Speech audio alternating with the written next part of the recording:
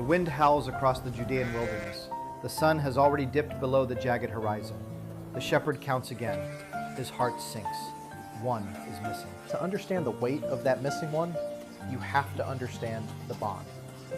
In the ancient world, a shepherd didn't just watch the sheep from a distance, he lived with them.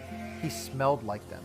He knew the distinct bleat of every single one. He knew which ones tended to wander, which ones were easily frightened, and which ones needed to stay close to his side. They weren't just livestock, they were his livelihood, his responsibility, his life. When he called, they knew his voice. There was perfect peace in the presence of the shepherd, a safety that could not be found anywhere else. But tonight, that peace is broken. The fold is secure, the fire is lit, but the shepherd stands at the gate. He looks out into the encroaching darkness. Out there, beyond the safety of the firelight, is a world of predators. Steep cliffs, deep, unforgiving ravines. The temperature is dropping rapidly. For a sheep alone in the Judean wilderness, the night is not just cold, it is a death sentence. The shepherd knows this. He feels the absence of the one like an ache in his own chest. Logic says let it go. You have 99 healthy sheep. They are safe. They are warm. One loss is just the cost of doing business in a harsh world. It's a risk to leave the flock. It's a massive risk to wander into the dark alone. But this shepherd doesn't operate on the logic of a businessman. He operates on the logic of love. He doesn't hesitate. He doesn't wait for morning. He leaves the 99 in the open country and he steps into the dark. The terrain is unforgiving. The wind bites at his skin. Thorns tear at his clothes. He walks for miles, calling out into the blackness.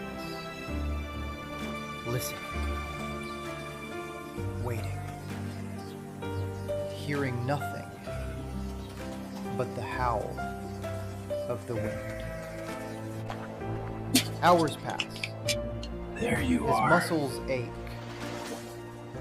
It would be so easy to turn back, to say, I tried my best, but he keeps going.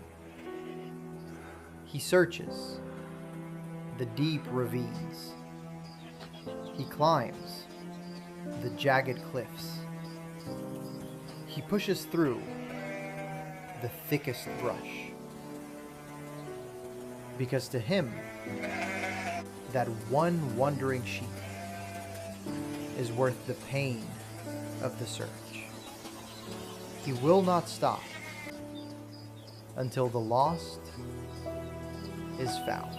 And then a sound, faint, desperate, caught in a thicket, trembling, exhausted. The lost one. Notice what the shepherd doesn't do. He doesn't approach with anger. He doesn't strike the sheep for wandering off. He doesn't yell. He drops to his knees. His hands, scarred from the rocks and the thorns, gently untangle the wool. He speaks softly, calming the terrified animals. The search is over. The lost is found. The sheep is too weak to walk back. It has nothing left to give. So the shepherd doesn't make it walk. He reaches down, lifts the heavy, exhausted animal, and places it across his own shoulders. The weight is heavy, but the shepherd's step is light. The joy of restoration overpowers the exhaustion of the search. He carries it all the way home, through the breaking dawn, back to safety. Maybe you feel like that one lost sheep today, wandering, tangled in mistakes, thinking you've gone too far into the dark for anyone to come looking. But the parable of the lost sheep isn't just a story about agriculture. It's a story about a savior. Jesus is the good shepherd. He doesn't look at the 99 and say, good enough. He looks at the empty space where you belong, and he comes after you. No matter how far you've wandered, his grace goes further. You are known. You are sought after. And when he finds you, He doesn't bring you back in shame. He carries you home in joy.